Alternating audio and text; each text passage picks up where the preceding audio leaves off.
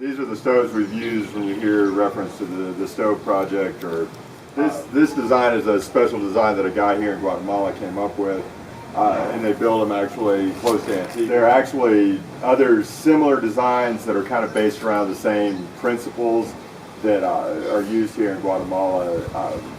We like this one because it's actually, I mean, as you can see, it's larger, it's sturdier. The durability is much greater than some of the others that are smaller and lighter. For a family of 5 or 6 people, this size and this durability, for us was more important. At this point, I think we've installed somewhere around 100. Well, we're getting close to 150. Somewhere with anything, there's a lot of need. All of the families that we've installed stoves for, I would say a great majority of them may have just had kind of a campfire in the corner of the house.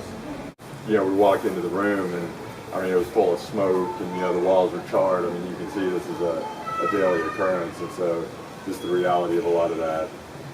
Even for the adults, but even the children from the earliest ages to be exposed to that kind of smoke, creates a lot of health problems, lung problems. Also, just the reality of an open fire there in the house in that confined space and kids playing and all that. I mean, there are a lot of instances of just kids being burned, or even adults being burned or whatever, just because of the. Not only does a stove like this help just by getting the smoke out, by being properly vented, but it's also designed that helps maximize the heat and reduce the amount of wood that they have to go out and search for every day.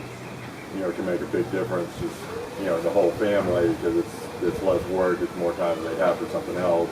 Or for those that may not have the ability to go out and find wood and are having to buy wood, that's that much more money that they can save because they're not having to buy wood.